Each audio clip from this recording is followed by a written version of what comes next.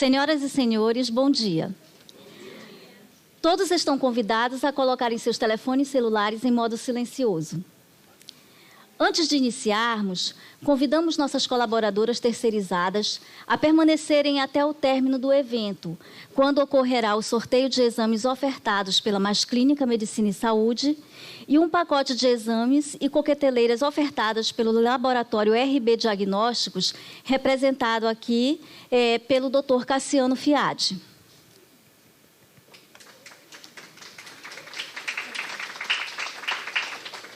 Informamos que o Qualivida sorteará entre as terceirizadas com o intuito de homenageá-las. Sejam bem-vindos ao ciclo de palestras Outubro Rosa, promovido pelo Programa Qualidade de Vida no Trabalho, Qualivida, com o apoio da Comissão Permanente de Eventos deste Tribunal, que tem como objetivo refletir sobre as ações preventivas do câncer de mama e do colo de útero. Peço que as perguntas fiquem para ao final, ao término de cada palestra. Será dado início neste momento à palestra sobre voluntariado e os desafios do processo de humanização com a presidente da Rede Feminina de Combate ao Câncer, Tami Cavalcante Avelino.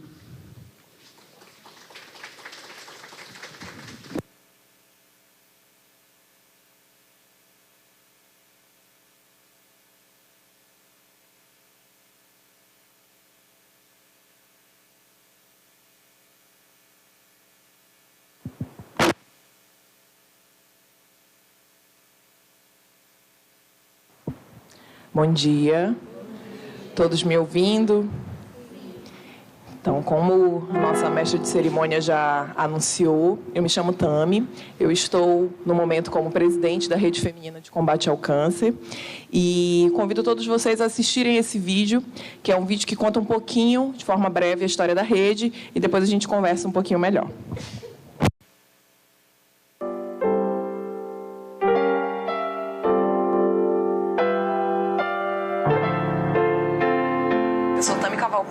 Sou atual presidente da Rede Feminina de Combate ao Câncer. Eu conheci a rede na minha juventude, na minha infância, e sou voluntária há muitos anos.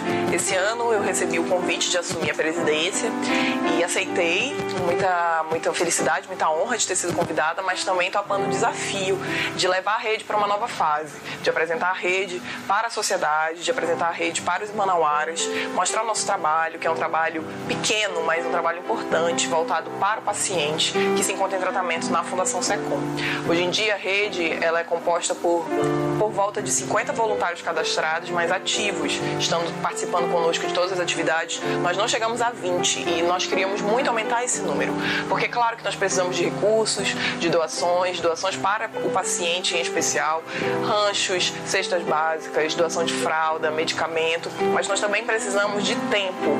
Então é muito importante, cada um de nós, quem estiver ouvindo aí do outro lado, o seu talento, o seu ofício, a sua profissão, às vezes você mesmo não sabe como pode ajudar ou como pode somar na nossa causa, mas entre em contato conosco que a gente pode encontrar alguma forma. Nós somos um coletivo principalmente de mulheres, mas nós também trabalhamos com voluntários homens. Nós temos alguns voluntários no nosso quadro que são ativos e participam bastante. E assim é isso. O nosso objetivo maior é unir a sociedade civil com o paciente e ajudar, a amenizar a dor e o sofrimento nesse momento tão difícil.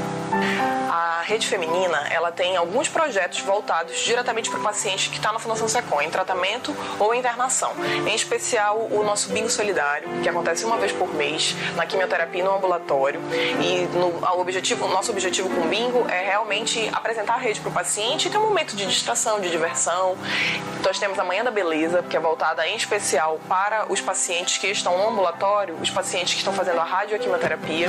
E na Manhã da Beleza a gente tem parceiros, cabeleireiros, esteticistas, barbeiros, e tem uma busca muito grande. Tem muitos pacientes que nos perguntam, quando encontram com a gente nos corredores do hospital, quando vai ser a próxima Manhã da Beleza, porque realmente voltada para o paciente e ajuda na autoestima, ajuda a enfrentar esse momento, né? Nós também fazemos entrega de cestas básicas, pagamos passagens para o paciente, às vezes voltar para o interior, às vezes voltar para uma troca de acompanhante, kits de higiene. Nós também administramos a questão das perucas, recebemos a doação de cabelo, encaminhamos para o nosso parceiro, o cabeleireiro Elias, que é o nosso parceiro na confecção das perucas, e entregamos a peruca para as pacientes que têm interesse de usar. E, enfim, nós estamos aqui para atender o paciente da melhor forma possível. Eu estou super grata pela equipe que me atendeu e que me renovou. Faz dias que eu não me vejo e agora novamente estou me vendo uma mulher do jeito que eu me sinto, né? Com esse cabelinho aqui, isso fez toda a diferença, gente. Parece natural o meu cabelo, parece comigo, que faz dias que eu olho no espelho e não me vejo. E agora sim, eu tô me vendo novamente e me sentindo a diva. Não importa a religião que servimos, mas vemos trazer uma palavra de fé, de confiança em Deus, porque tudo só Ele pode fazer na nossa vida. Em 2013 eu tive câncer de colo uterino, estou curada pela honra e a glória do Senhor Jesus e me tornei voluntária da Rede Feminina de Combate ao Câncer. No Outubro Rosa, desde 2016, eu puxo o Outubro Rosa na Ponta Negra, essa causa que é muito importante para todas nós mulheres, que é para alertar a mulher a vir se cuidar, se amar mais. Um acolhimento que os nossos pacientes precisam nesse momento difícil que eles enfrentam.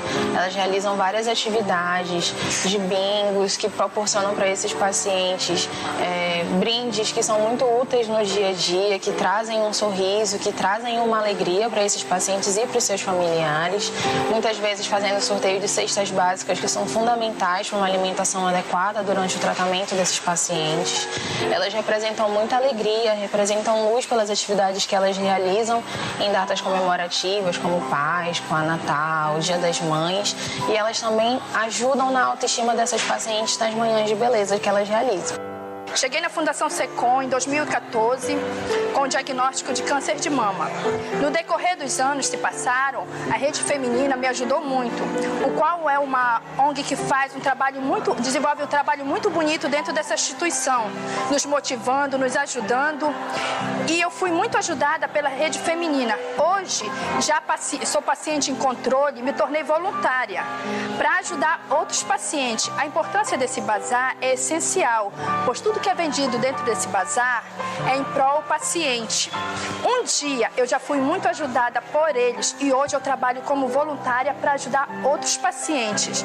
Cada mês a Rede Feminina ela faz um trabalho muito bonito com bingo, ajuda pacientes com cestas básicas, paga passagem de pacientes quando não tem como voltar para sua cidade, e tudo isso é arrecadado dinheiro nesse bazar para ajudar o paciente. É uma ONG de muita importância para o serviço social. Nós consideramos assim um braço do serviço social, porque sem essas ajudas nós não poderíamos também fornecer ajuda para o paciente. Sem essa colaboração, nós não poderíamos proporcionar uma condição de vida melhor, um bem-estar melhor para o paciente. Ela é um órgão importantíssimo de apoio à nossa fundação. É um órgão que, particularmente, as pessoas que estão vindo do interior do estado para cá, elas têm onde elas vão ser recebidas, que às vezes não tem condições de morar aqui na cidade. Então, esse seria um dos aportes que nós temos da Rede Feminina.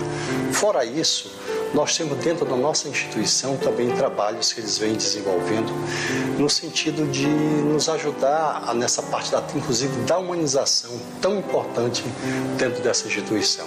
Então, esse é um grande elo hoje que também a Rede Feminina vem fazendo com a nossa instituição. Isso aqui vem nos fortalecer, mostrar a nossa feminilidade em meio à doença, né?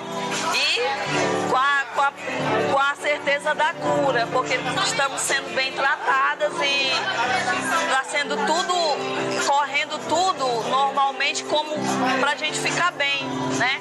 E a doença, queridas, ela está na mente. Você precisa crer que não está e tudo positivo vai caminhar positivo para sua cura. No SECOM, assistimos à construção do prédio, viemos à nossa sala E com um grupo de voluntários a gente dava assistência ao paciente carente. Para isso nós temos associados, porque com a renda do nosso trabalho a gente podia assistir os pacientes na passagem, dava rancho, remédio, tudo que faltava a gente tentava cobrir essa parte. Então assim nós ficamos durante 35 anos lá dentro do SECOM. Quando eu fiz 80 anos, eu avisei que eu ia deixar.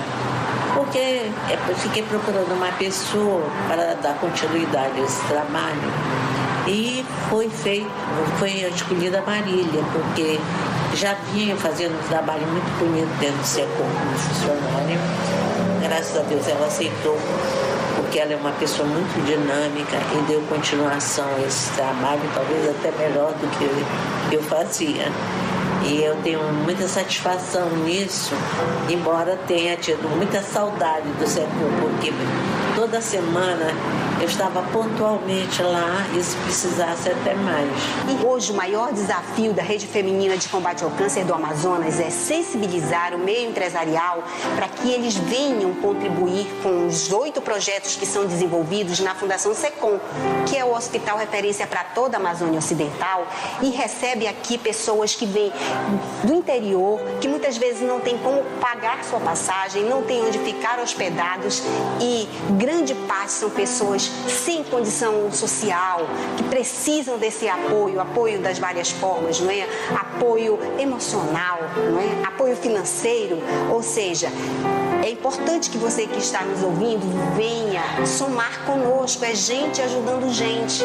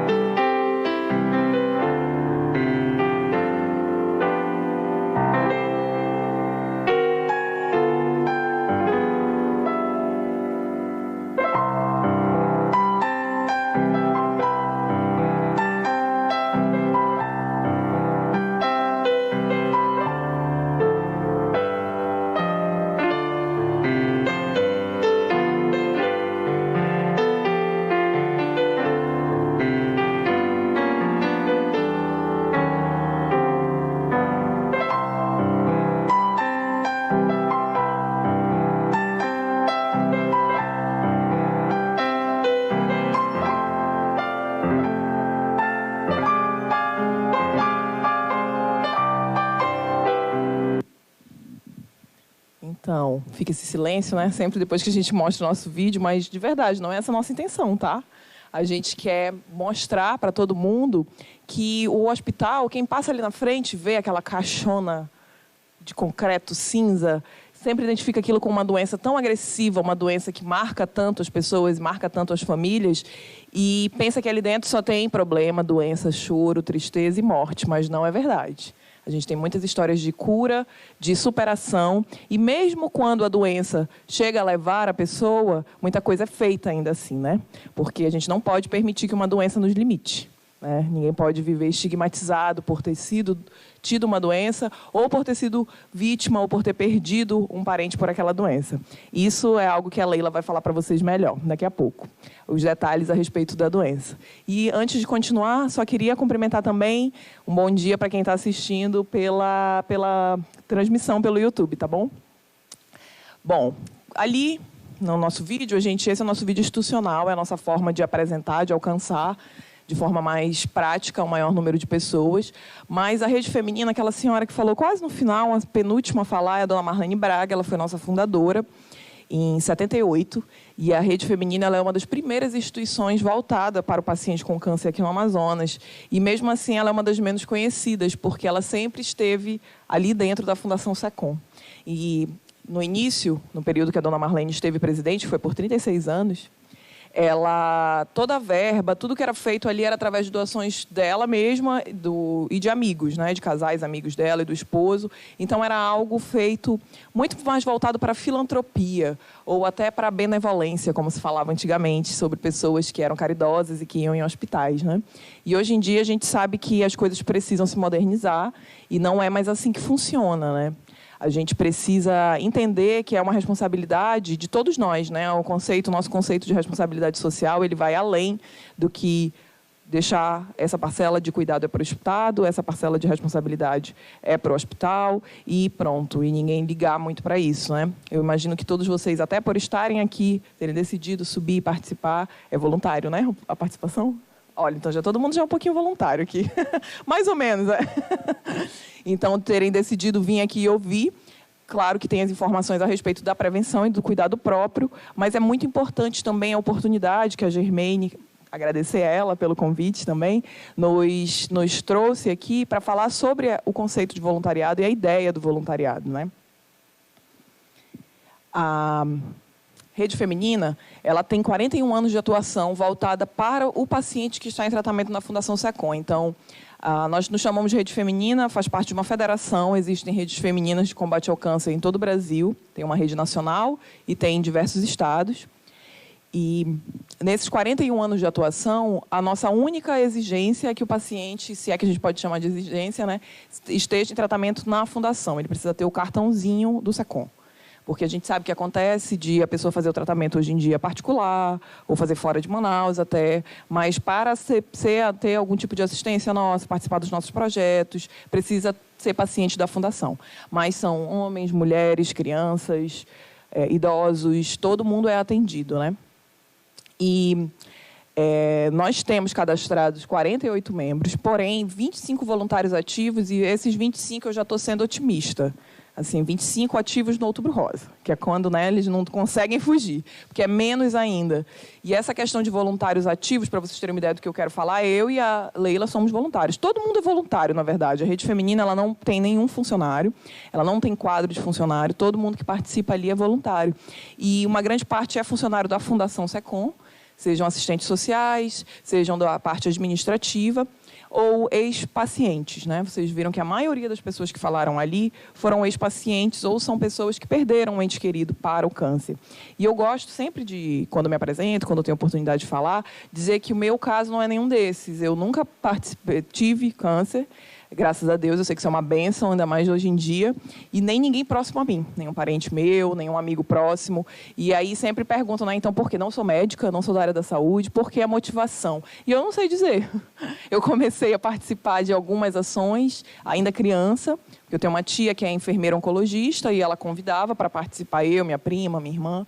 E acabei ficando, conhecendo toda a equipe e me envolvendo na causa, né? E é esse meu convite para todos vocês, que conheçam um pouco mais. Nós estamos nas redes sociais, é Rede Feminina Amazonas. O nosso site é redefemininaamazonas.com.br. Lá tem todas as ações que são feitas. Esse vídeo ele foi captado em 2 dias. Um dia ele acompanhou a Manhã da Beleza, que é o dia que nós fazemos atendimentos estéticos para os pacientes que estão ali. Massagem, corte de cabelo, maquiagem, sobrancelha. E o outro é o bingo, o nosso bingo solidário, que também é feito uma vez por mês. E vocês viram ali, todas as cenas eram desses 2 dias. E esses dias acontecem todos os meses. São as nossas ações fixas, além das ações pontuais, ações de datas comemorativas, como foi agora o Dia das Crianças, como vai ser o Natal, Dia das Mães, Dia dos Pais, Páscoa, todas as datas festivas. Então, a respeito de humanização, que é o meu subtema da minha fala, o hospital, hoje em dia, a Fundação SECOM, ela não existe nenhum serviço de humanização que não seja feito pela Rede Feminina. Até o sino dourado, que é aquele sino, não sei se alguém aqui viu uma reportagem no Fantástico, há uns 3 meses atrás, que mostrava o sino dourado, que é o sino de bater quando você recebe seu diagnóstico de cura, foi a Rede Feminina que colocou lá dentro. Então, é uma mistura de diversas gestões que não ligavam para isso, que não tinham atenção para a humanização, com falta de verba, né? Hoje em dia, o atual presidente é o Dr. Gerson, ele tem uma relação bem próxima. A gestão dele começou com a minha, começou no início desse ano, então eu brinco com ele que a gente é calouro ainda, a gente ainda está meio café com leite, acho que por isso que a gente está se dando bem. Mas tudo que acontece ali dentro, voltado para o bem-estar do paciente, é feito pela Rede Feminina. E o nosso trabalho é de formiguinha. A Val também, que vocês viram aquela moça na frente do bazar, aquele bazar, que é uma banquinha do tamanho desse púlpito aqui, desse palanque, ela é que financia praticamente todos esses projetos. E ela fica ali na frente, ela é vendida para os próprios pacientes e funcionários da Fundação. Então, nós não temos nenhum voluntário que seja... Desculpa, voluntário não, nenhum mantenedor ou nenhum doador fixo. Nós não temos nenhum tipo de convênio ou parceria com o Estado. Ela é realmente, as ações e projetos da Rede Feminina são custeados pela sociedade. Por isso, o Outubro Rosa é tão importante para nós. Porque no outubro é onde a gente consegue fazer um caixa que financia os outros 11 meses do ano, as ações dos outros 11 meses do ano. E, claro, que a gente pretende mudar esse cenário, né? E por isso esse investimento também nas redes sociais, para que mais pessoas conheçam, mais pessoas se engajem, apoiem. E o mais importante, assim, mesmo que você queira doar um valor, um montante financeiro ou algum item, eu sempre insisto para que as pessoas conheçam a Rede Feminina. Vão lá em um dia das nossas ações, vejam como é, vejam qual é a dinâmica, porque às vezes, claro que o dinheiro é importante, mas às vezes você tem algum talento, alguma habilidade que pode ser muito mais útil. Você pode ensinar, você pode passar a oficina para aquelas pessoas que estão em tratamento, tanto para ajudar a motivar, a esclarecer, como até uma futura fonte de renda, porque essa é uma questão, aqui eu imagino que tenha pessoas de diversas áreas, né, de todos os setores, mas essa é uma questão também que me preocupou muito depois que eu assumi a presidência, que até então eu não pensava tanto. A gente pensa mais no cuidado ali paliativo direto, né? Na fome, a cesta básica, na dificuldade da volta para casa, a passagem, no kit de higiene. Mas é que quando essa pessoa recebe o diagnóstico de cura com 35 anos, depois de 3 anos fora do mercado, o que essa mulher vai fazer? Quem que vai empregar ela de novo? Né? Então, tem muitas outras questões por trás de um paciente, e quando a gente fala de humanização, é além, é pensar a pessoa além da doença, né? É não olhar ali, está ali um tumor, está ali uma anomalia, algo diferente ali, tirar aquilo e acabou. Não é assim. Então, essa tem sido a preocupação da Rede Feminina, estender essa palestra, estender esse contato com o paciente para além. E...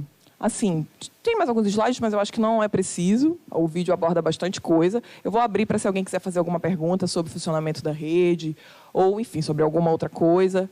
Pode ficar à vontade, porque eu tenho certeza que vocês estão mais interessados na fala da Leila.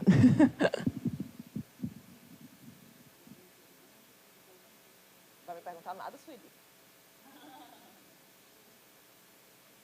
Não vai me perguntar nada? Já sabe de tudo. Tami, onde fica localizada?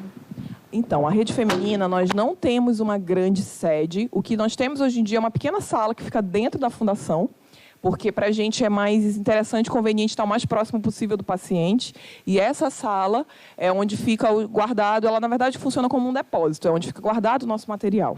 Quando a gente precisa de uma reunião, de uma produção maior, o Departamento de Prevenção da Fundação SECOM cede, compartilha esse espaço conosco. Mas nós ficamos dentro da Fundação SECOM, basta você falar que, por exemplo, quer doar o cabelo, ou quer entregar uma doação, ou quer conhecer, quer se tornar voluntário, basta você chegar na recepção e falar que quer ir na sala da Rede Feminina, que todo mundo conhece a gente lá. Vocês têm algum cronograma de atividades anual que a gente possa conhecer e se disponibilizar a participar? Como eu comentei, né, nós já tradicionalmente fazemos essas datas comemorativas dentro da Fundação. Claro que, às vezes, altera. Por exemplo, esse ano, o Dia das Crianças aconteceu no dia 16, não foi no dia 12. Mas o que a gente pode o que eu posso fazer? Posso encaminhar isso para a Germane e ela compartilhar com vocês o nosso calendário.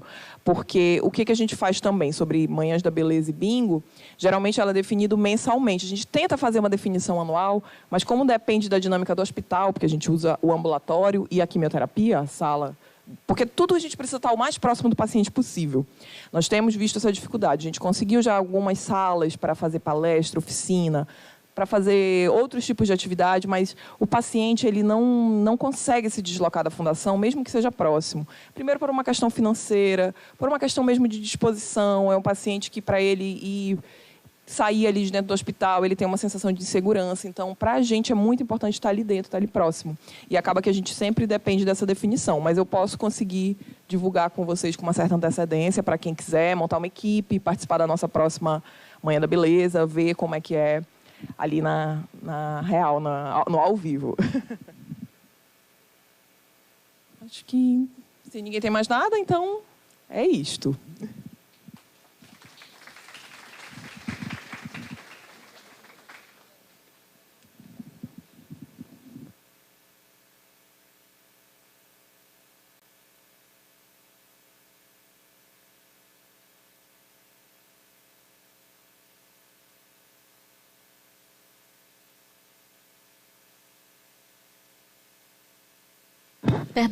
Convidamos a servidora Sueli Nery de Paiva, membro do Qualivida, para a entrega de uma lembrança à palestrante Tami Cavalcante em agradecimento à sua participação neste evento.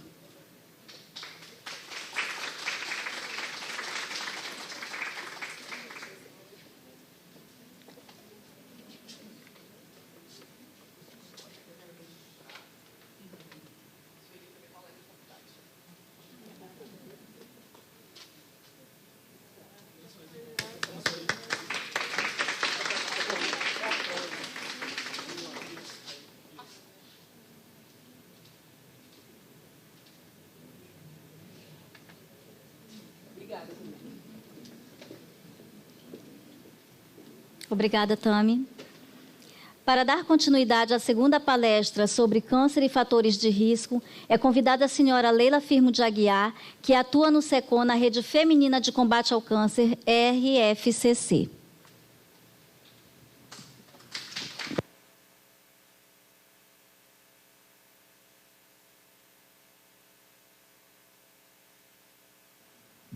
Bom dia. Então, para a gente falar sobre qualquer tipo de câncer, a gente tem que falar sobre os fatores de risco do câncer, né? E Outubro Rosa é um mês voltado para as mulheres, mas eu estou vendo a participação de alguns homens aqui, que é muito importante. Vocês têm esposas, têm mães, têm irmãs, e também homem é apenas 1% da causa do câncer de mama. Mulher são 99% e homem é 1%. Tem homem que até hoje não sabe que pode ter câncer de mama. Então, a gente vai tirar essa dúvida aqui, tá bom? Deixa eu... Só me... Ah, sim. Ah, aqui. Pronto. Só me entendendo aqui. Sim, como é que causa o câncer, né? Às vezes as pessoas perguntam, mas eu não, sou uma pessoa super saudável, pratico esporte, não tem ninguém na família que teve câncer, não tem histórico. Por que que isso aconteceu comigo? Infelizmente, todos nós, nós sabemos que somos feitos por células, e essa célulazinha, se ela tiver uma deficiência, né, na formação dela, quando ela não consegue seguir o processo natural dela, ela vai acabar sofrendo uma mutação. E é através dessa mutação que pode se iniciar a doença. Tá? E quais são essas causas? São os fatores externos e os fatores internos. O interno está relacionado à nossa predisposição genética e o externo, o meio ambiente, que é como a gente vive durante a nossa vida toda. Toda a exposição que a gente tem, desde o momento que nasce até o momento que morre. Aqui é a alteração da célula, para entender melhor como é que segue esse processo. A célula ela cresce, amadurece e morre. Esse é o processo natural dela. Quando ela não segue esse processo, ela vai sofrer uma alteraçãozinha no núcleo dela. E aí ela vai começar a entender informações totalmente erradas e trabalhar de maneira errada. Então, o que vai acontecer com essas células? Elas vão começar a se multiplicar. E essa multiplicação não tem controle. Né? Por isso que é tão importante ficar de olho, fazer os exames sempre que puder, escolher um período do ano assim, e você faz os exames tudinho para saber se está tudo certo, porque o câncer ele é uma doença silenciosa. Tem pessoas que têm a célulazinha lá no organismo, sofreu alteraçãozinha e ela pode vamos supor, aparecer depois de 10 anos, né? Então, ela é muito silenciosa, ela é traiçoeira e a gente tem que ficar de olho. Sobre preventivo, tem mulher que diz assim, a gente ouve muitas histórias lá na Fundação SECOM, né? E aí tem aquelas senhoras que já não têm vida ativa sexualmente, e aí fala assim, mas o meu marido morreu já faz muitos anos, eu não preciso mais fazer preventivo, porque eu não tenho mais vida sexual. Precisa. E aí a gente vai falar mais para frente aqui essas situações. Então, é a alteração dessas células que vai iniciar a doença. Aqui a gente está vendo o exemplo do pulmão, mas pode ser na mama, pode ser no ânus, pode ser no olho, na bexiga, na garganta, em qualquer parte do nosso corpo. Tá? Se acontecer essa alteração dessas células, a gente precisa fazer a investigação e iniciar o tratamento o quanto antes. Porque quanto mais cedo você descobre o diagnóstico, mais chances de cura esse paciente tem, porque ele vai iniciar um tratamento. Tem tratamento para o câncer, que tem muita gente que diz que o câncer não tem cura, e não é verdade. Daqui a pouco a gente vai falar, vai dar o depoimento, né? Então, aqui algumas perguntas mais frequentes com relação à doença. O câncer ele é hereditário, né? Tem pessoas que dizem que sim, outras dizem que não. O que depende? Vai depender muito de cada organismo, né? De sofrer aquela alteraçãozinha. Se você teve casos na família de câncer, por exemplo, a mãe, a avó, a tia que teve câncer de mama, geralmente esse tipo de câncer, ele pode ser um fator hereditário da família. Então, passa de uma geração para outra, né? Mas ele não é contagioso. Tem gente que fala assim, o fulano pegou câncer. Aí eu corrijo. Não, a gente não pega câncer de ninguém. O organismo acabou desenvolvendo, certo? Devido aos fatores de risco, às exposições. O câncer ele é incurável? O que vocês acham? Tem cura, não tem cura? Então, para a gente descobrir, tem que iniciar o tratamento o mais rápido possível. O que muita gente acha que câncer não tem cura é porque a maioria dos casos, infelizmente, quando chega na Fundação SECOM, já são casos muito avançados, que já virou metástase, que já se espalhou pelo corpo todo, o paciente já está praticamente no cuidados paliativos, que são quando aquele paciente não tem mais tratamento para fazer e aí ele vai receber só um auxílio na residência de multiprofissionais. Todo tumor ele é câncer? Não, né? Então, a gente sabe que existem 2 tipos de tumores. O tumor benigno, ele não se espalha. Então, ele pode ser retirado porque ele pode comprimir outros órgãos, né? Aí a pessoa tem que fazer somente a retirada do tumor. O tumor maligno é o contrário. Então, ele não é uniforme. E aí ele pode, sim... a gente deu o exemplo do pulmão. O tumor primário, que é o primeiro que nasce, né? Desenvolveu lá no pulmão, mas aí, de repente, ele pode ir lá para o útero. Pode ir para outra parte do corpo. Então, por isso que é importante fazer o tratamento antes que ele se torne metástase. Aqui, a gente tem as estimativas de casos novos para nível Brasil. A gente observa que o câncer de mama realmente é o que mais acomete as mulheres, não só no Brasil, mas no mundo todo, né? 99% das mulheres têm câncer de mama. E por que esse valor, né, tão alto? Existem vários fatores de risco, como eu falei. Tem pessoas que já teve casos na família, tem pessoas que a mulher hoje ela está preferindo prolongar o período de gravidez, aliás, deixar para mais isso, entardar, deixar mais tarde, né? Deixar para mais tarde, para depois dos 30 anos, né? E se torna um fator de risco. A mulher que é obesa, outro fator de risco. Então, é uma somatória de várias situações para que essa mulher desenvolva, né, o câncer de mama. Aqui, quando a gente puxa essa realidade para o nosso estado, né, para o Amazonas, o câncer de colo de útero, ele é o primeiro.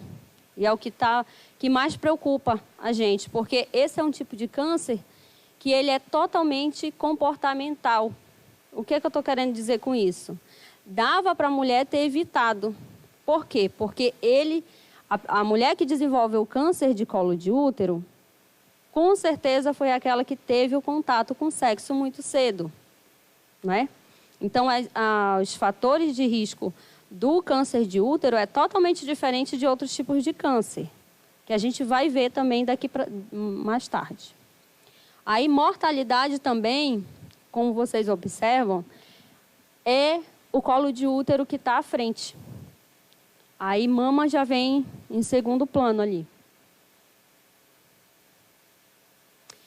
Fatores de risco do câncer. O que pode causar o câncer em qualquer parte do corpo? Mama, pênis, útero. Tá aqui. Alimentação, somado com tabagismo. Aí soma com os 5% ali, que é outras causas. Poluição, medicamentos, álcool, obesidade, enfim. E hereditariedade. Tudo aí somado, né? A gente acaba desenvolvendo. Tipos de câncer relacionados aos hábitos alimentares. Esôfago.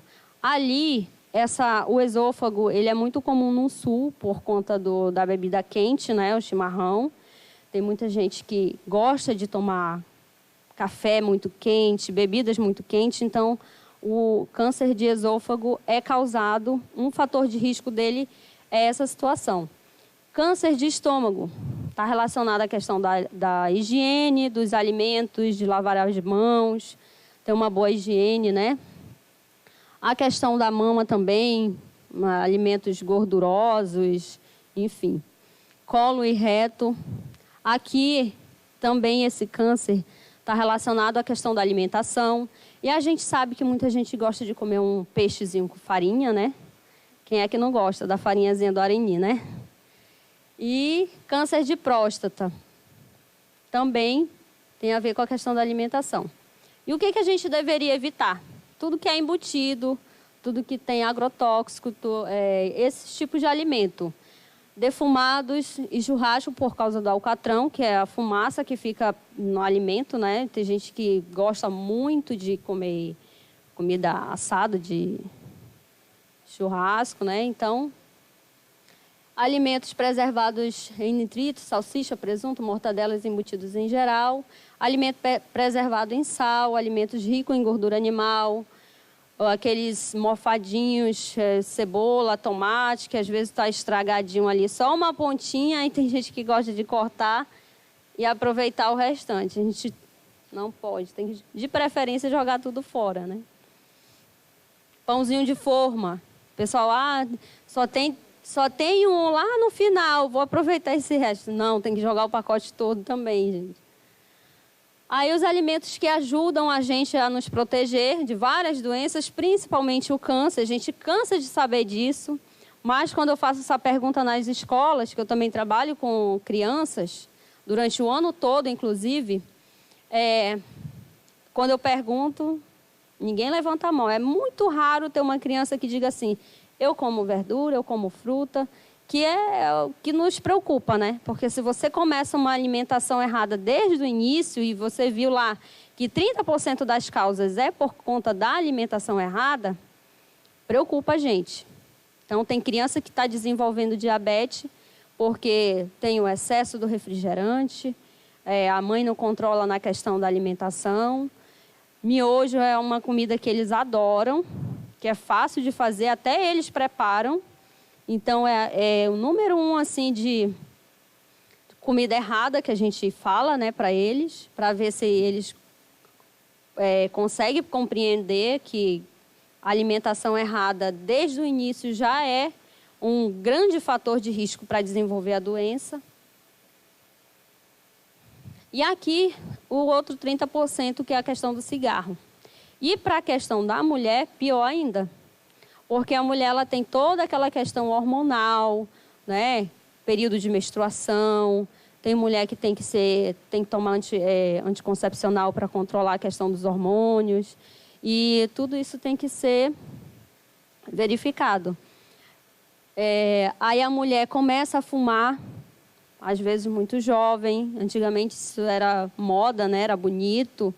Hoje em dia isso não é mais bonito, não é legal. Eu, pelo menos, fico com falta de ar quando tem alguém fumando do meu lado. Não sei se vocês ficam com essa sensação, mas é horrível o cheiro, né?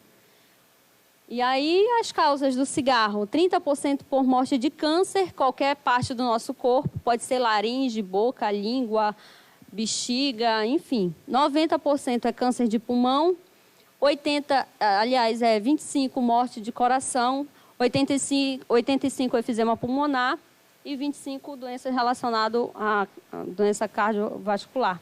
Lembrando que as pessoas que fumam, tanto homem quanto mulher, elas se tornam as pessoas menos produtivas, né? E o governo ele gasta muito mais com a doença do tabaco do que o que ele arrecada com os impostos desse produto. E ainda tem aí o cigarro eletrônico, né, que está entrando e, infelizmente, tem muito adolescente sendo atraído, porque a intenção da indústria do cigarro atrair o público mais jovem, porque não é interessante para eles que uma pessoa com 40 anos comece a fumar. Então, o que eles vão fazer? Eles vão procurar outros meios para atrair o público mais jovem. E o cigarro eletrônico, ele tem de vários sabores. Aí o pessoal fala, mas não tem aquelas composições que tem no cigarro normal, que é 4.700 composições e 60 delas pode causar câncer. Tá, mas ela tem uma única que é o suficiente para fazer toda a confusão, o estrago, né? Que é a nicotina. A nicotina, a dose da nicotina nesse cigarro eletrônico é muito maior do que no cigarro normal. Gente, desculpa eu estar ofegante, tá? Mas no final vocês vão entender por quê. Aqui, a questão do álcool também. Não.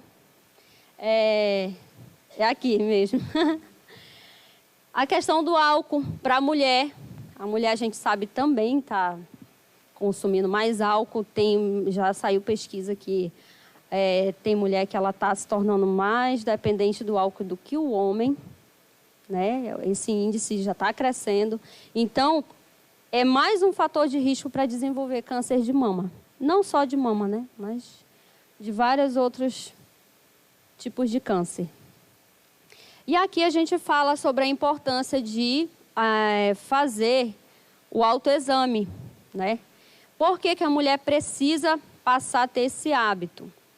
A mulher que se conhece, ela sabe exatamente quando tem alguma coisa errada com o corpo dela. E a gente escuta muita gente, muito paciente lá na Fundação SECOM, que vai iniciar o tratamento de câncer de mama com um depoimento que diz o seguinte: quem foi que descobriu? Como foi que você topou o nódulo no seu seio? O meu marido, o meu namorado. Por quê? Porque o homem, na hora do ato sexual, ele tem esse costume de pegar, de tocar no seio da mulher. E a mulher, não. Então, ela não se conhece, ela não conhece como é que está o corpo dela. E, às vezes, o carocinho já está lá. Ele já está dando sinal e a pessoa não percebe. Então, por que é importante fazer esse autoexame? Justamente para que, se ela topar esse nódulo, esse carocinho, procurar o especialista o quanto antes, que é o mastologista, e o mastologista solicitar a mamografia. Tá, e de que forma é feito esse autoexame? Na frente do espelho, você baixa os braços, aí você vai observar se tem a mama muito maior do que a outra, né? Com os braços para cima, é importante você perceber se a mama ela está indo junto com o movimento ou se ela continua endurecendo, um lado se movimenta e o outro não. Então, é importante verificar. Com os braços na cintura também. Na posição aqui, embaixo do chuveiro, quando a gente passa sabonete no corpo, fica mais fácil, né? Então, desliza melhor. E aí você vai fazer os movimentos circular, né? Vai trazendo daqui de fora para dentro, para o bico. E aperta também no bico do seio para saber se está saindo algum tipo de secreção, tá? No vídeo que a gente vai passar aqui, vocês vão ter uma orientação melhor. De forma deitada, do mesmo jeito. E essas orientações também servem para os homens. Ah, mas o homem não tem aquele período de menstruação. Escolhe um período, principalmente se você bateu, né? É muito importante que a gente fique observando. Quando a gente se machuca, isso vai servir também para os filhos de vocês, quem tiver criança em casa. Quando a gente se machuca, a gente tem que ficar observando aquele machucado. Caiu alguma coisa em cima da mama, fica observando. Bateu o joelho, criança em casa, correndo, brincando, fica observando como é que está aquele machucado. Vai bater um raio-x, faz uma tomografia, para saber se está tudo bem. Porque, às vezes, só basta, como a gente já tem aquela deficiênciazinha lá, só basta um motivo para ela se manifestar. Então, é importante que os homens também observem, né? E aqui, a gente vai passar o videozinho que vai mostrar os sinais e sintomas para vocês. Dá só uma clicada lá em cima do...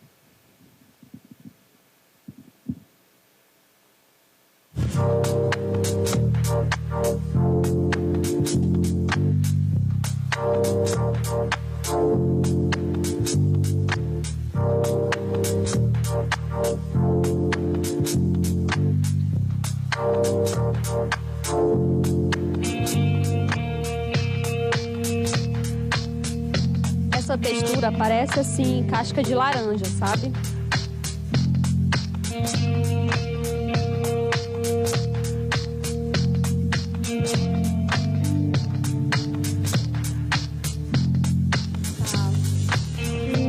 O afundamento do mamilo, ali do bico.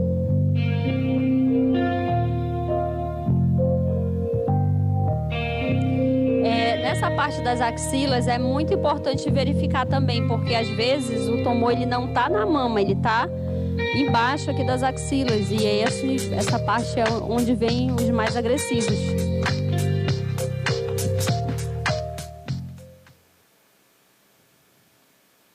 Aí o médico ele vai fazer a avaliação quando a mulher diz, olha, eu tô sentindo um nódulozinho e eu estou preocupada, aí o médico ele vai fazer a avaliação e solicitar a mamografia. A mamografia é o exame mais eficaz para rastreio do câncer de mama. Aí o que é que o médico ele vai fazer? Quando ele consegue diagnosticar o tumor ainda bem pequeno, ele divide a mama em quadrante, que é esse formatinho de cruz, e aí ele vai fazer somente a retirada onde foi encontrado o nódulo. E aí ele tira o nódulo com a margenzinha de segurança, né? Ali vocês estão observando no estágio 1, o tumor ainda está bem pequeno, certo? No estágio 2, também. Aqui no estágio 3, ele já está passando para os linfonodos, que são exatamente essas glândulazinhas que a gente tem embaixo do braço. Às vezes, quando a gente está com alguma infecção no corpo, fica inflamadinha, fica, né? Você sente os carocinhos. Então, ela já passa para ele. E no estágio 4, não sei se vocês estão vendo aí, já passou para os linfonodos e para o pulmão. E nessa situação, o médico ele faz, porque depende, vai depender muito de cada médico, da conduta do médico, do paciente, do estágio da doença dele. O médico ele vai decidir, junto com o paciente, qual é o tratamento que ele vai fazer. Se ele vai começar a quimioterapia primeiro, para diminuir o tumor, ou a radioterapia, ou se ele vai optar pela cirurgia de início. E aí, a cirurgia, a mastectomia, né, radical, é exatamente essa, que é a retirada da mama.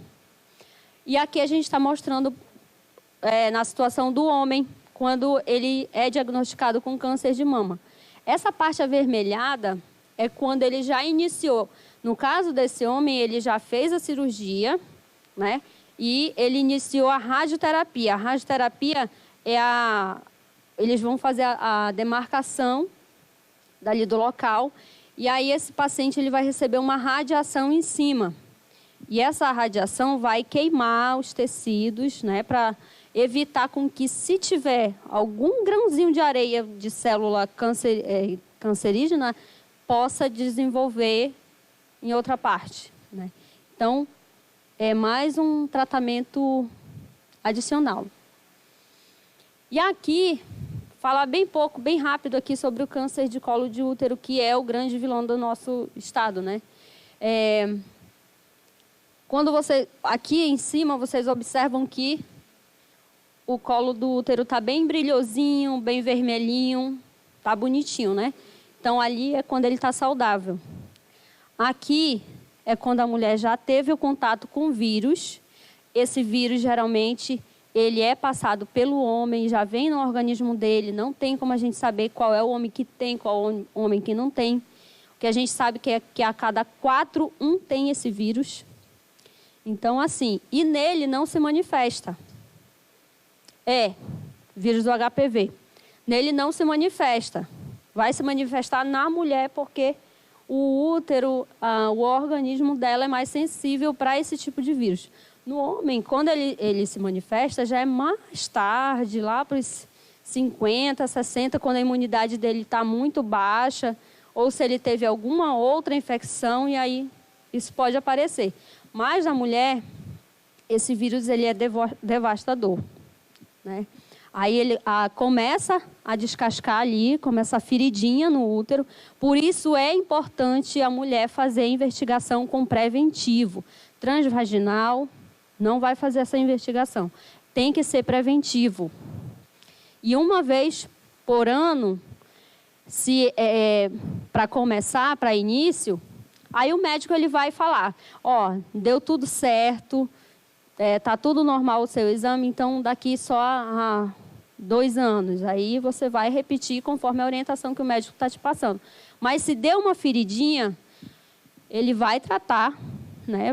Pode fazer a conização, pode fazer a esterectomia, se eu não me engano.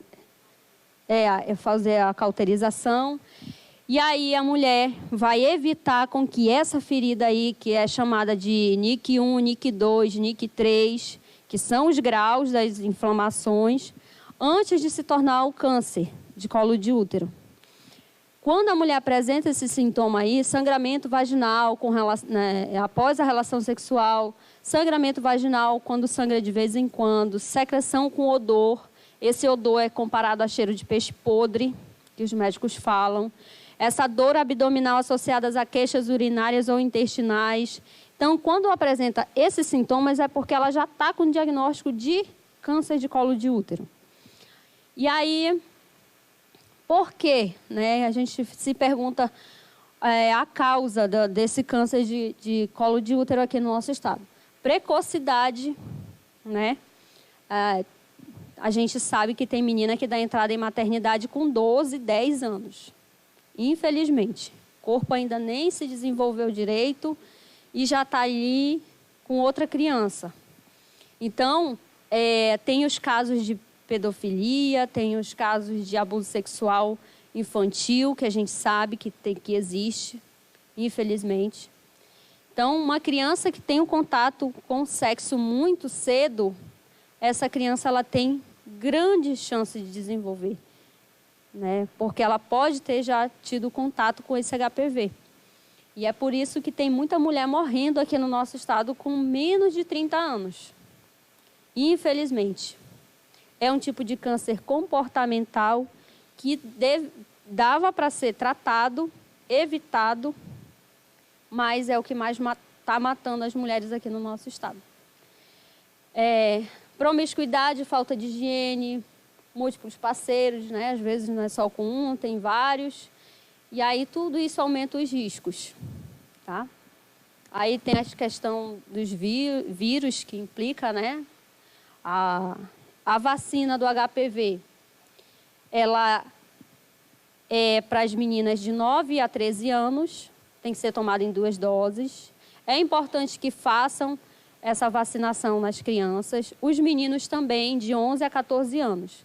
Então, a gente pede que quem é pai, né, mãe, tenha essa preocupação com seus filhos. Tem alguma pergunta?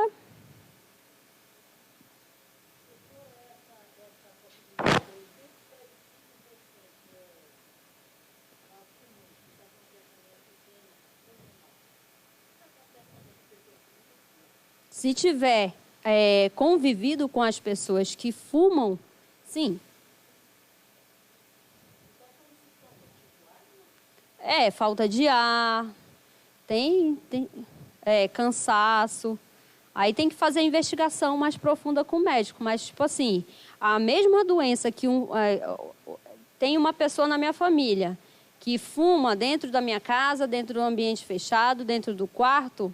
Se tiver criança em casa, essa criança ela está muito sujeita a desenvolver qualquer tipo de doença pulmonar. Não só a criança, mas qualquer um da família. Alguém tem mais alguma dúvida?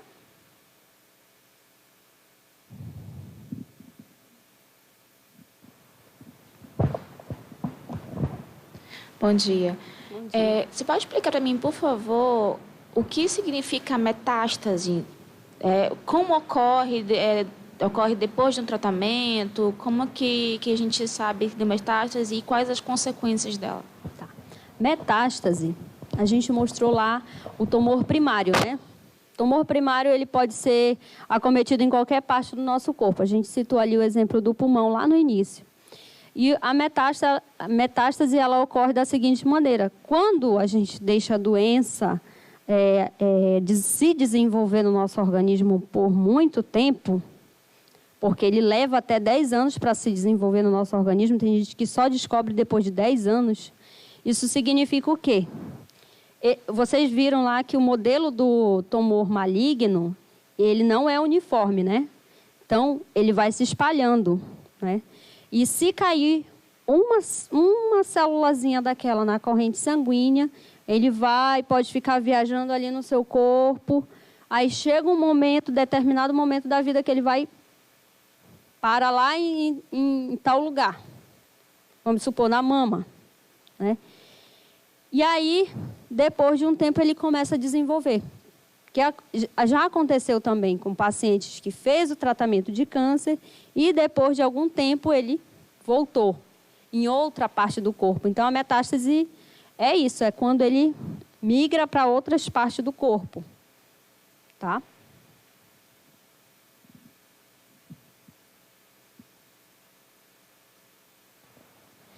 E quanto tempo demora, assim, o paciente teve o câncer e quanto tempo ele pode dizer realmente não aconteceu a metástase e quanto tempo depois do tratamento? O paciente, geralmente, que está em tratamento de câncer, que está fazendo um acompanhamento, geralmente é em torno de 10, 15 anos que ele tem esse acompanhamento. Depois desse período, o médico, eles dão alta para o paciente, que é fora de risco, que eles falam, né?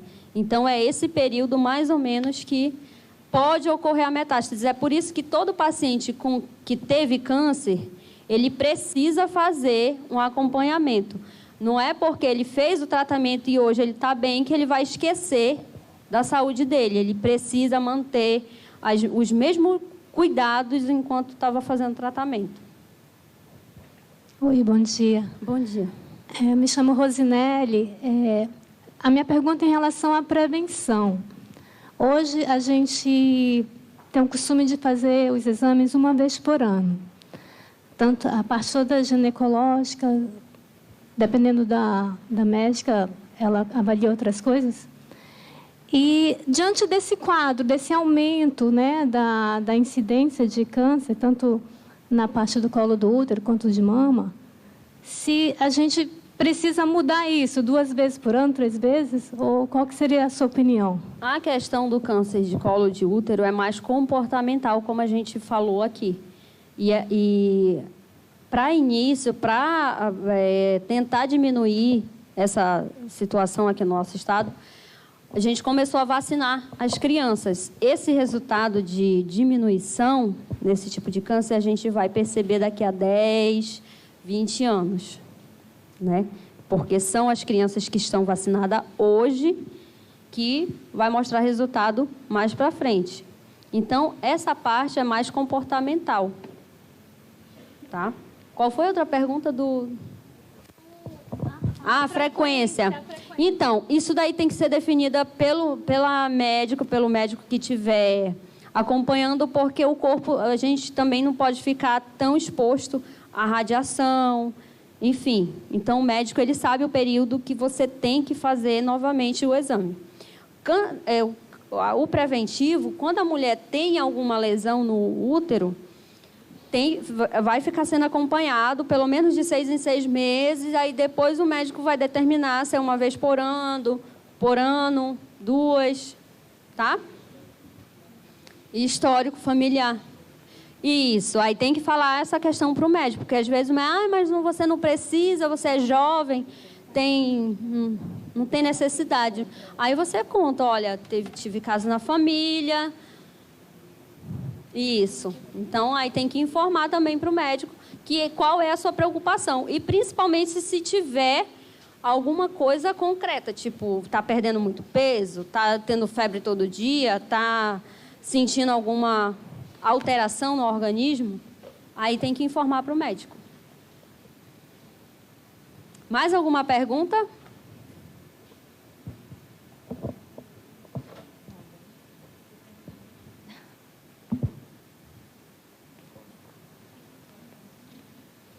Acho que sim. Bom dia. Bom dia. A partir de quantos anos pode fazer o exame de mama? O de mama, pelo Ministério da Saúde, é a partir dos 40, 45 anos. Só que se você teve alguém da família ou se você está sentindo alguma coisa, algum nódulozinho, você já pode conversar com o seu médico. Ele pode, de início, passar uma ultrassom, né, da mama. E se der alguma alteração que ele acha necessário fazer a mamografia, ele vai solicitar. Até a partir dos 40 mesmo? Isso. Tá, obrigada. Mais alguma pergunta? Bom dia. Bom dia. O útero, para quem já fez curetagem, ele é uma pessoa que nunca fez, ele é diferente ou ele é a mesma coisa? A curetagem, até onde eu sei, é só uma raspagem, né? Uma limpeza do útero. Eu acredito que sim. Essa pergunta já é um pouco mais técnica, tu pode estar tirando essa dúvida com o teu médico. Não sei se eu me apresentei logo no início, mas a minha formação é serviço social, então eu consigo dar uma orientação só de um esclarecimento mais de orientação. Então, se tu tiver essa dúvida, que agora está sendo a minha também, você pode perguntar do médico, tá bom? Porque é uma pergunta mais específica, então eu não posso entrar num assunto que eu não... Tá bom? Tem mais alguma pergunta, gente?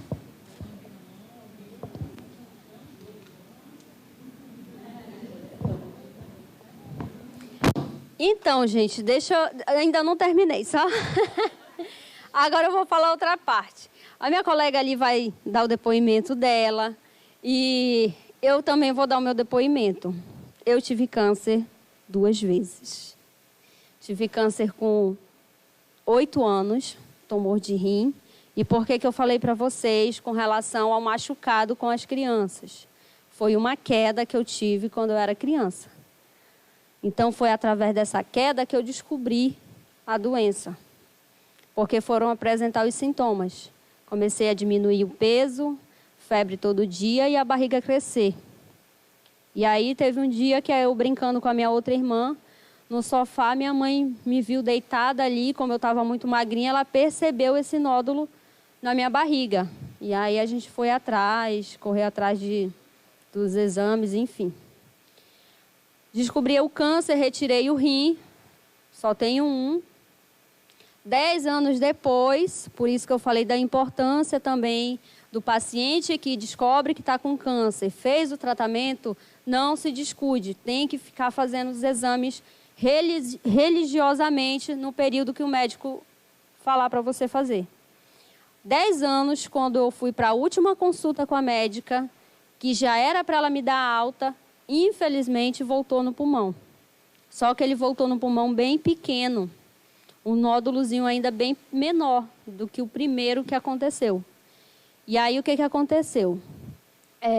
Fiz a retirada do pedaço com a margem de segurança, né, que é um pouco maior do que o tamanho do tumor.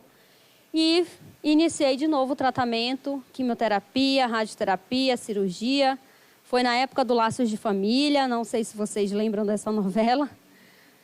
Só tenho carinha de nova, mas dizem, né, que eu não sei, mas eu já tenho 37 anos. E eu achava que eu não podia engravidar. E eu acabei descobrindo ontem que eu estou grávida, por isso que eu estou ofegante. Ai... É por isso que eu estou ofegante, gente, sabe? Por isso que eu estou falando assim, parece que eu estou correndo. Então, estou aqui para servir de testemunho para vocês que existe a doença, mas a gente não pode desistir da vida, né? E que se a gente acreditar no tratamento, a gente consegue sim. Tem muito paciente que a gente vê de várias, histórias assim incríveis. Tem paciente que o médico diagnosticou no estágio 5, estágio 4 e está vivo até hoje. Já teve outros que diagnosticaram logo no início e, infelizmente, se entregaram para a doença e acabaram falecendo muito cedo. Então, a gente percebe que aqui está todo o controle, né? E é isso, tá bom? Se cuidem, esse é o recado. Desculpa a demora.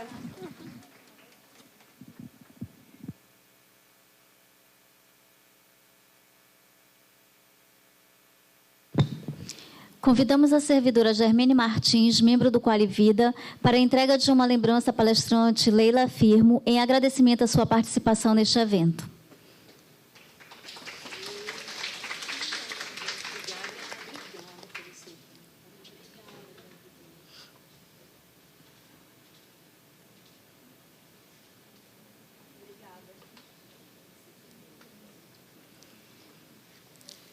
Para o encerramento, convidamos a servidora Sueli Nery de Paiva, nossa grande colega, para relatar sua experiência pessoal na luta contra o câncer.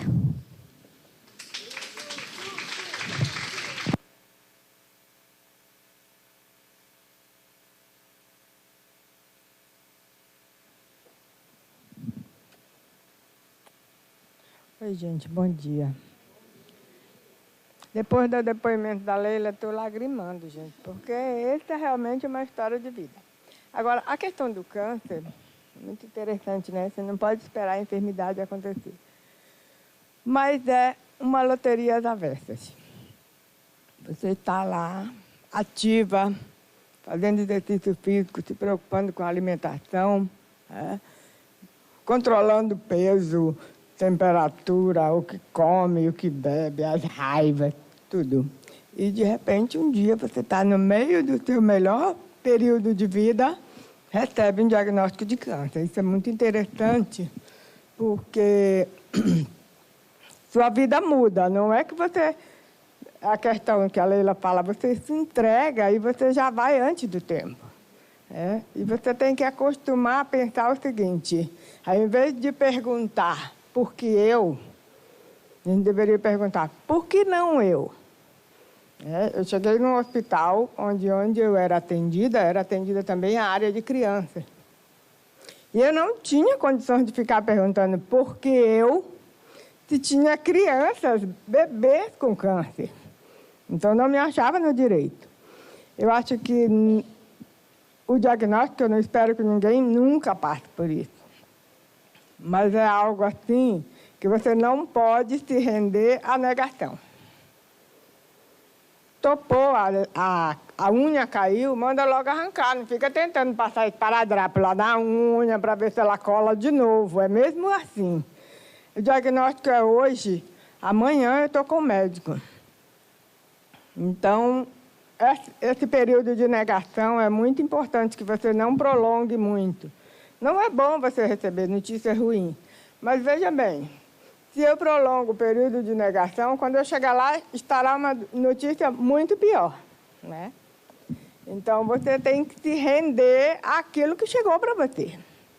Na verdade, eu cheguei com o meu médico em São Paulo e disse para ele, você sabe, todos esses requisitos aqui, não aumente peso, não coma embutido, não faça isso, não faça aquilo, eu estou checando todos, mas isso não me evitou que eu tivesse câncer. Então, eu tenho que ficar perguntando, eu tenho que começar a agir, né? Então, eu espero que vocês nunca tenham uma experiência nem com ninguém de vocês e nem com vocês. Mas, se tiverem, por favor, busquem todas as forças do mundo para você mesmo se curar, primeiro na mente, né? E seguir todas as recomendações. Se mandarem você pular de um prédio, plantar bananeira, faça, não questione. Porque essa questão de viver questionando as coisas é que, às vezes, nos atrasa a vida. Ah, mas por que isso? Por que está acontecendo comigo? Por que tem que ser eu? Gente, a gente tem que perguntar, né? A gente tem que agir. A experiência da Leila, criança ainda, tem uma explicação? Não tem, né? Então, o câncer é uma loteria das vestes. O bom é que ele é uma divisor de águas. Eu não desejo câncer para ninguém, mas eu quero dizer para vocês que, para mim, foi um presente. Eu fiz um supletivo de vida. Sabe aquilo que você faz o ensino médio, mais o fundamental, tudo em 2 anos? Foi bem isso. Eu acredito que o que eu aprendi em 2 anos de tratamento, e desde 2013 eu tenho aprendido, eu iria aprender, eu acho que nas outras encadernações, né? Mas já aprendi. E aprendi a conviver, e aprendi a aceitar que você tem que descobrir um câncer, tem que se envenenar, né? Tem que se mutilar e depois tem que se queimar. Você passa por todo esse processo de envenenamento, quando você faz quimioterapia, de mutilação, quando você perde a mama, que no Brasil é algo assim, vamos dizer, perder uma mama não é para perder um dedo, ou um braço, ou uma perna. Você está perdendo todo o seu significado de ser mulher. Imagina que você perder a mama como alguém morando num lugar, num país ou no mundo onde se valoriza muito, porque os maiores números de cirurgias hoje que são feitas são de aumentar a mama, diminuir mama, subir mama, descer mama. As pessoas adoram fazer isso. Juntam dinheiro para fazer cirurgia de mama, está lá com a mama linda e vai lá mexer. Então, quando você tem que perder um órgão que é um simbolismo, é quase um arquétipo, isso dói muito mais. E aí você tem que ir atrás dos arquétipos para lhe ajudar, né? Porque eu tive que imaginar o seguinte, vou fazer a jornada do herói. Eu vou fazer a jornada do herói sozinha. Por que eu tenho que perder uma mama? E aí nós fomos atrás, eu com a minha psicóloga na época, fomos atrás da lenda das Amazonas. Alguém conhece aqui a lenda das Amazonas? É uma lenda que contam aqui na região amazônica, que tinha uma tribo só de mulheres, e que elas defendiam o território e todos os filhos com uma, vamos dizer assim, com muita precisão. Elas não tinham armas de fogo, elas atiravam flechas.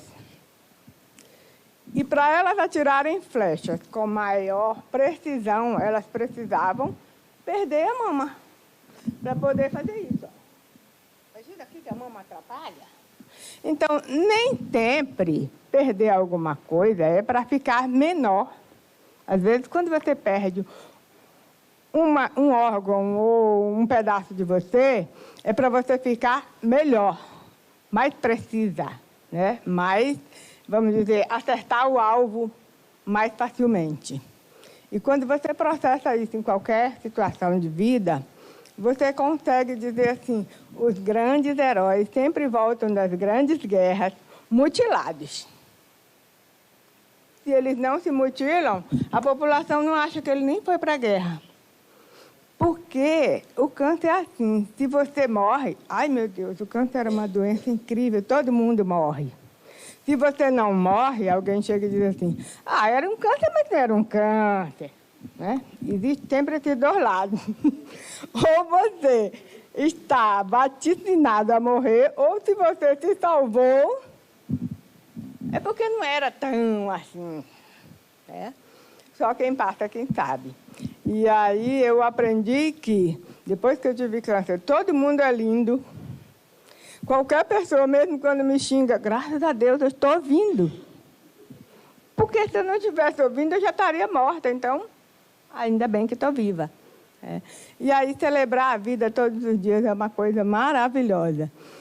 E eu espero que todo mundo faça isso sem precisar passar, né, pelo meu EJA de vida que eu passei, pelo meu supletivo. Não que eu fosse uma pessoa má. Eu acredito que meus amigos, meus colegas nunca me viram assim como uma pessoa má. Mas eu acho que eu estou um pouquinho melhor, né? Então, o legado do câncer não é bom, mas se você tiver alguém que você conheça, normalmente as pessoas me ligam, Sueli, eu estou com câncer, alguém me deu o telefone que não sei quem soube. Gente, cada qual tem a sua luta, né? E aí, assim, essas recomendações que a Leila fez e a Tami, que tem um trabalho lindo, sigam isso. Uma das coisas que eu não faço nunca mais é isso aí. Não como embutido, não como carne vermelha, não como churrasco, não tomo refrigerante. Bom, alguém acha que eu tenho uma vida limitada, mas eu acho que eu tenho uma vida ótima. Então, se puder evitar, ótimo. Aí é assim, vá atrás dos seus exames, porque tem gente que diz assim, não, eu não vou para o exame, porque lá eu vou descobrir alguma coisa. Meu marido tem essa ideia, diz assim, tu vive em médico, quer descobrir a doença. Eu digo, não, é porque é uma brincadeira de pega e esconde. Eu prefiro pegá-la do que ela me pegar, né?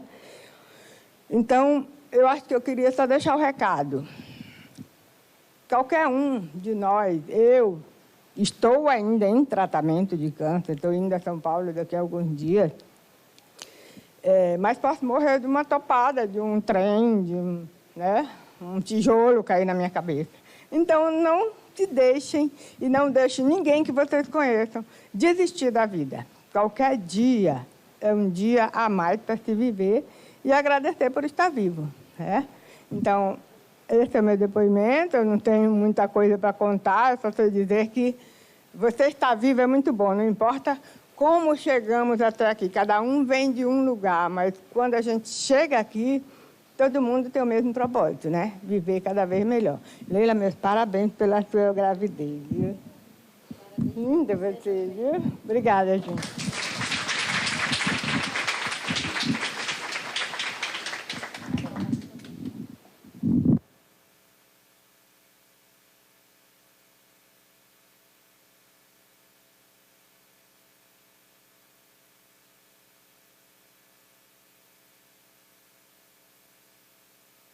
Obrigada, Sueli.